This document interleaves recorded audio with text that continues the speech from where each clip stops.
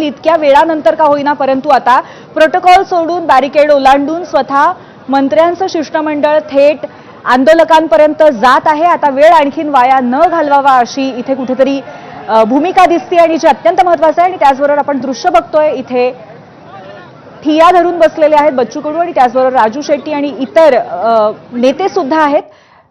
अजित नवले सोबतीला आहेत आणि आता लवकरच या शिष्टमंडळामध्ये आणि या नेत्यांमध्ये चर्चा होईल अशी अपेक्षा आहे। महेश बडे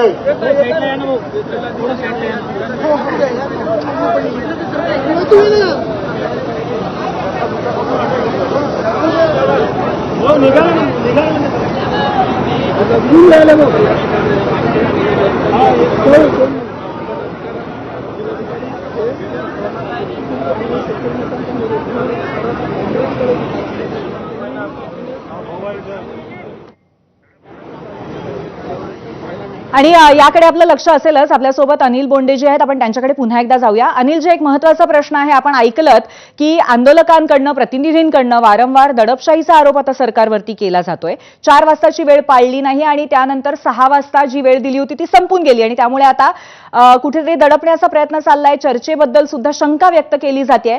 हे सगळं आणखीन उत्तम पद्धतीने हाताळता आलं नसतं का सरकारला? नाही, बरोबर व्यवस्थितच हाताळतात आहे। सगळ्यांना येऊ दिलं, कोणत्याही प्रकारची गावातही ट्रॅक्टर थांबवण्याची परिस्थिती निर्माण केली नाही।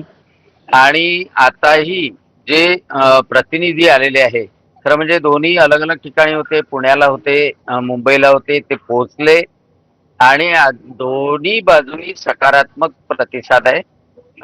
सरकारचा सुद्धा सकारात्मक प्रतिसाद आहे। आपल्याला माहित आहे की मुख्यमंत्र्यांनी सुद्धा जाहीर निवेदन दिलेलं आहे आणि दोन्ही मंत्री संवाद करतात आहे आणि मला असं वाटतं की यामधून अतिशय चांगला तोडगा निघेल।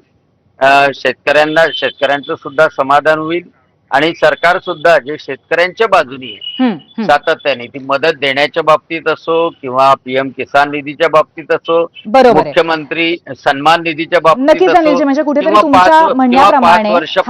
5 वर्षापर्यंत वीज मोफत देण्याच्या बाबतीत असो, आणि तसंच कर्जमाफीच्या बाबतीत सकारात्मक राहील।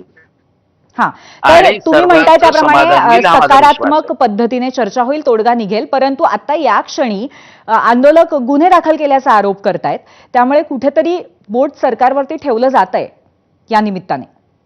अजूनपर्यंत अशी माहिती नाहीये की कोणावरही गुन्हा दाखल झाला म्हणून, आणि आंदोलक अतिशय शांततापूर्ण वातावरणामध्ये आहे आणि त्यामुळे जे काही रास्ता रोकोचे असतील ते सर्वांवर रुटीन राजकीय गुन्हे जे असतात ते होतात, परंतु अजूनपर्यंत अशी कोणतीही माहिती नाही की कोणावरही गुन्हे दाखल झाले किंवा कोणालाही अटक झालं, आणि त्यामुळे तो गैरसमज पसरू नये असं माझं म्हणणं आहे। बरं अनिलजी, एका बाजूने स्पष्ट केलेलं आहे बच्चू कडू यांनी की कर्जमाफीची लेखी हमी मिळणं ही सगळ्यात प्रमुख मागणी आंदोलकांची।